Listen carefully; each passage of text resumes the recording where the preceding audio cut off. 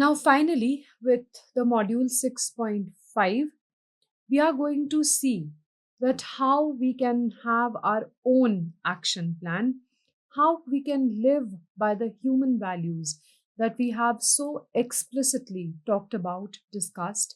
Even in the previous case studies, there was so much of professional, of personal, ethical living, and the value system that each individual can carry and has to carry for a conscious living, for a living that is doesn't carry too much of a burden on us, that doesn't make us think or look back and then take a look into whatever bad that we've done.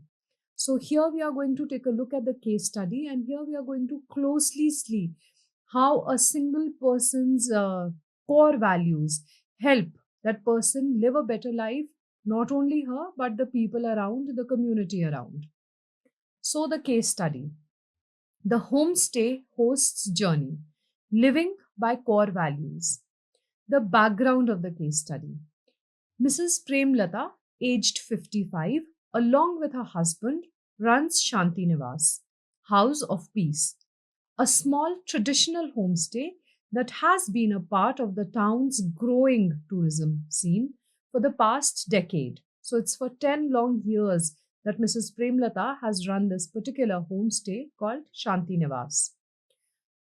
For Mrs. Premlata, the homestay is more than just a business. It's an extension of her home and her way of life.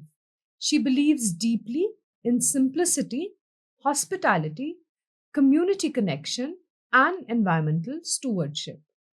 These are the core values that guide her very action. Lately, the town has seen a surge in budget tourism, with many visitors seeking the cheapest accommodation possible, often without much regard for local customs or for the environment. This trend presents Premlata with recurring choices that test her commitment to her values. So now we are going to begin into detailed looking into of what Mrs. Premlata is going to face concerning her homestay. What are the choices that she makes? The choices that she makes herein, are they helpful for her? Do they sustain the action plan that she has for her own valued living? The challenges, the values under pressure, how our action plan reacts to when we are in difficult situations. One busy weekend, Mrs. Premlata receives two separate booking inquiries for the same dates. Inquiry A: a group of 10 young backpackers looking for the absolute lower price. They mention they will likely bring their own food and drinks, including disposable items, and might play music loudly late into the night. They are willing to pay a slightly lower rate than her standard rate. Inquiry B: a family of four from Chennai seeking a quiet, authentic Himachali experience. They inquire about local food, cultural activities, and express interest in the surrounding nature. They are willing to pay her standard rate, the rate that she normally takes. Now, Shanti Nivas has only two rooms, accommodating 4 to 5 people comfortably per room. Taking the backpacker group would mean overcrowding, using temporary mattresses in common areas, and potentially compromising the peace and quiet of the homestay. Financially, accommodating 10 people at a slightly lower rate could bring in more immediate revenue than the family of four at the standard rate. Now, here the volume will matter. This situation presents Premlata with a classic value conflict that forces her to make a decision about valued living. Now, Premlata's values are in conflict. Financial prosperity, that is going to be short term. Accepting the larger, though lower paying group means more immediate cash flow. Hospitality and quality experience. Overcrowding would compromise the comfort and quality of stay for all guests, going against her desire to offer genuine hospitality, community connection, and cultural respect. Loud music and a party atmosphere could disturb her neighbors and disrespect their quiet nature of a traditional homestay and village life. Environmental stewardship. A larger group, especially one bringing disposable items, would generate more waste, challenging her efforts to minimize environmental impact in their homestay, which practice composting and discourage single use plastics. Simplicity and peace. Overcrowding and potential noise would disrupt the tranquil atmosphere she cherishes at Shanti Nivas. The decision choosing to live by her values. Premlata deliberates now. She discusses it with her husband, who initially leans towards the higher revenue. However, Premlata reminds him of their vision of Shantinivas. She reflects on her personal code of ethics. Though unwritten, it's deeply ingrained. Now, to have a personal code of ethic doesn't mean that we have to write it out somewhere. We can just be unmindfully following it some way or the other. Now, what she has, we offer a peaceful, authentic experience, not just a cheap bed. Our home and community comes first, then the business. Guests should respect our way of life and the environment. Her decision. Premlata politely declines the booking from the group of 10 backpackers, explaining that her homestay is designed for smaller groups seeking a quiet, immersive experience and that overcrowding would compromise the quality she strives for.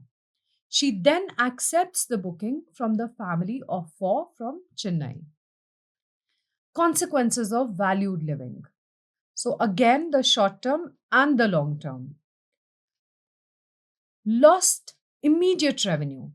Premlata sacrifices the higher income that the larger group would have brought. Potential doubt, a fleeting moment of wondering if she made the right financial decision. The long term. Enhanced reputation and brand identity. The family from Chennai has an excellent peaceful stay. They appreciate the authentic experience, the quiet environment, and Premlata's genuine hospitality.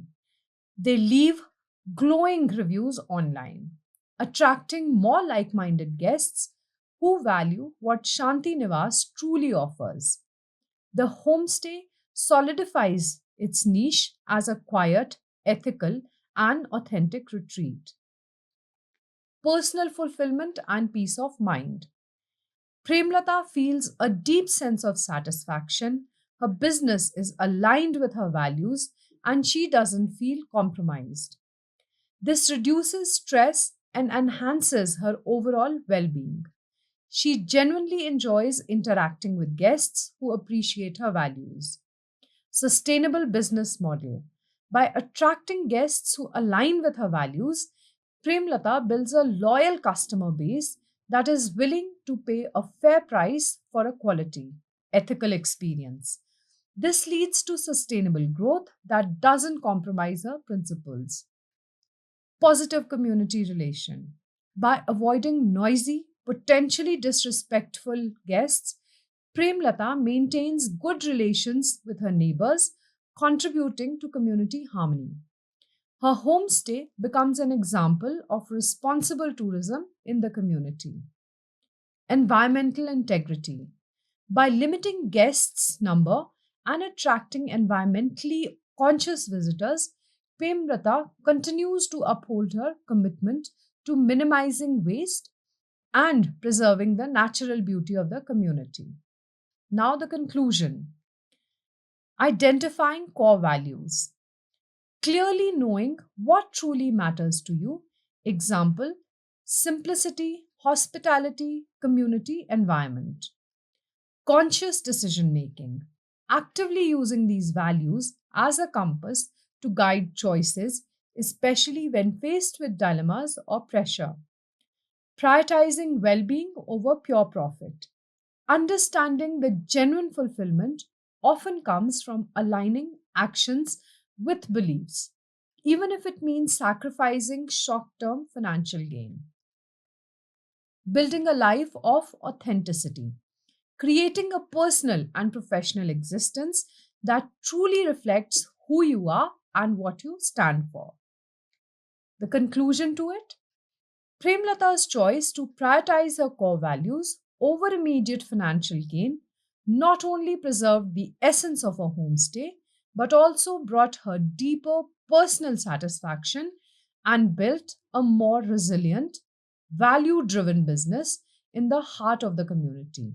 It shows that valued living's about making choices that resonate with your inner compass, leading to a life rich in meaning and purpose.